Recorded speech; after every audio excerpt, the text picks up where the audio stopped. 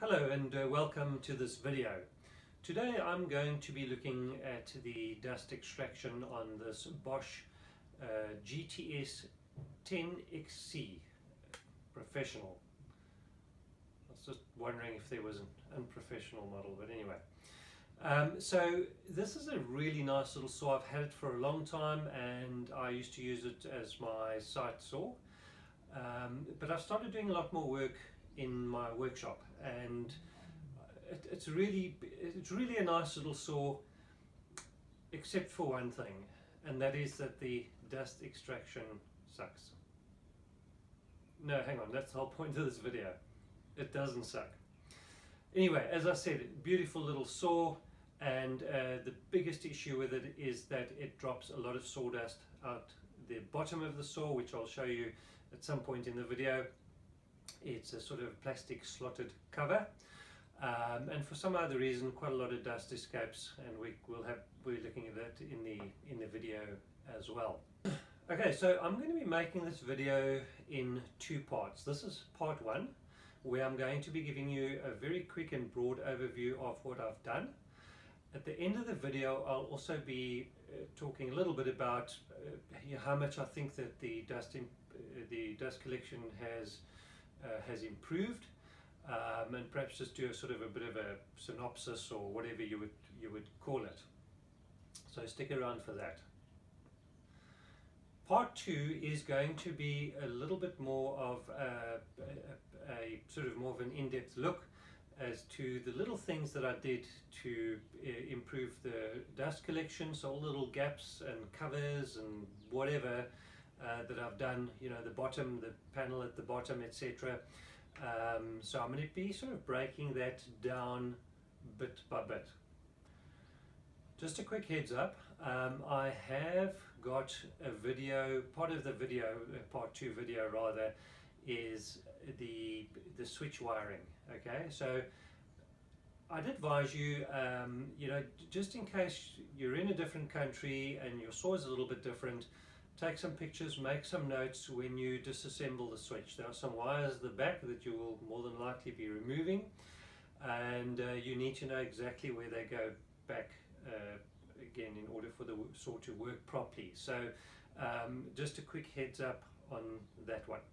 Okay, so let's get into the main part of the video, and that is for me to show you a quick overview of all the things that I've done, and then I'll move on to just doing perhaps some test cuts, and then we'll have a look and see what the end result is.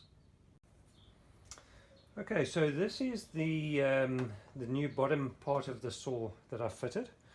I took this slotted cover off, and as I've mentioned in various parts of my video, that's kind of the problem I was having. I was having a massive amount of dust that was settling on the bottom of my workbench, which is very difficult to clean out. So so the idea is that the airflow basically gets drawn from the bottom, where it seems to me a massive amount of dust was going in any case. So that's the bottom. It's a very simple construction, and in the series of videos that I've done, you'll find, you know, me just explaining the various parts, building the various parts like this box at the bottom, and enclosing the rest. So there you go, that's the bottom. Okay, so this is a quick overview of how I've sealed the inside of the housing of the saw. You can see I've just fit pieces in, and I've got into greater detail in a series of videos. If you're interested, I will put them in the playlist as to how I did every step.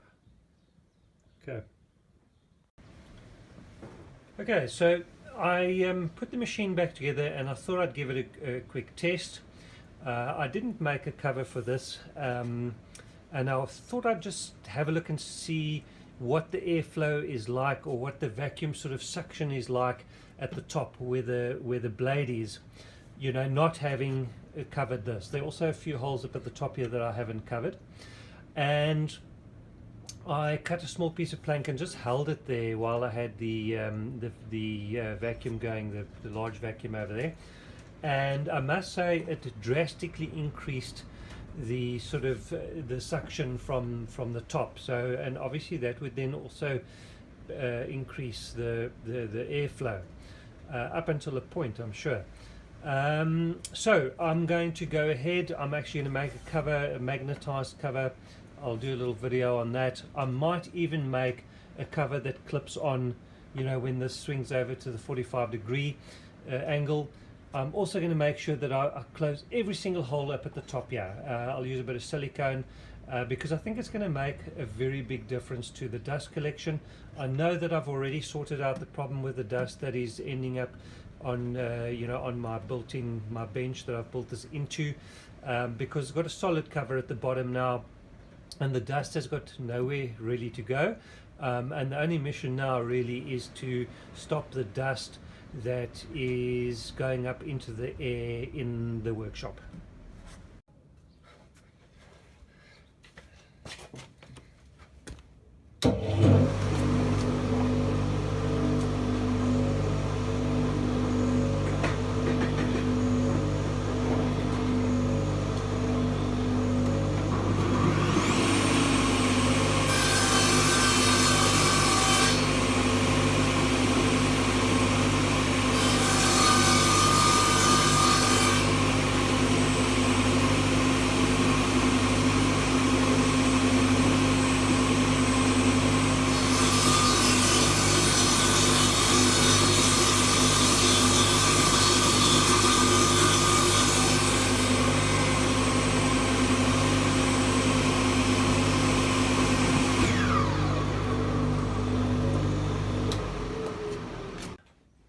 Okay, so in closing, what have I learned?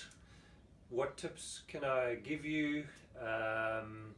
You know, kind of how to go forward from here. So let's start with the riving knife on this machine. One of the things that I learned was that there are a few faults with this machine. One of them is the riving knife. I'm going to cover that in a video, which I will post below. I'll put the link down below.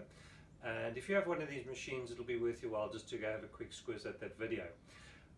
The second thing I think I would probably advise, if you're looking to do this kind of alteration or modification or improvement on this machine, if you have this machine or a similar machine, go and have a look at part 2, because I cover a lot of the smaller things that you might not think about, and you could save potentially quite a lot of time, you know, doing some of the little things. You know, there's some small things that really trip me up, and I cover that in the second video.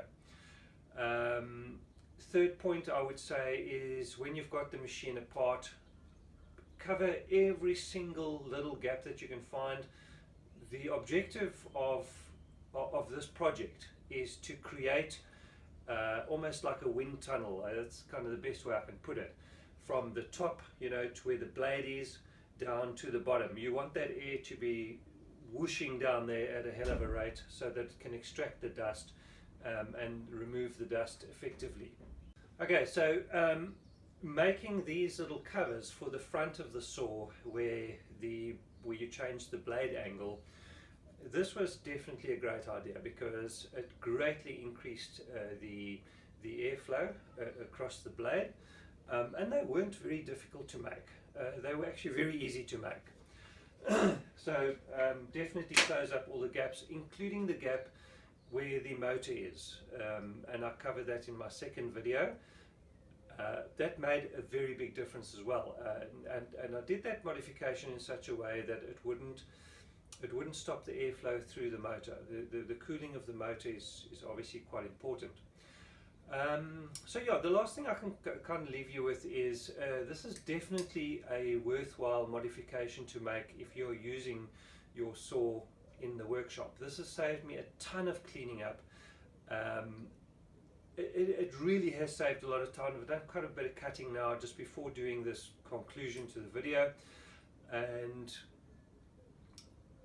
even from the point of view of the dust in the air, you know, there's a lot of dust that's often left in the air after you've removed your mask. and you'll still be breathing in that dust. So even from a health point of view, I think it's a great idea. So I hope that you've got a few ideas from this video. If not, if at least you're inspired to do this modification, then I'm going to be happy with that. So I'm going to ask you to give me a thumbs up if you feel a bit inspired even to tackle this project, and then also hit that subscribe button. Getting tongue-tied. In the next week or two, I'm going to be doing a video on this dowel making machine, and if you don't want to miss out on that, then hit subscribe and ring the bell. So I hope you enjoyed it. Thanks for watching, and I'll see you in the next one.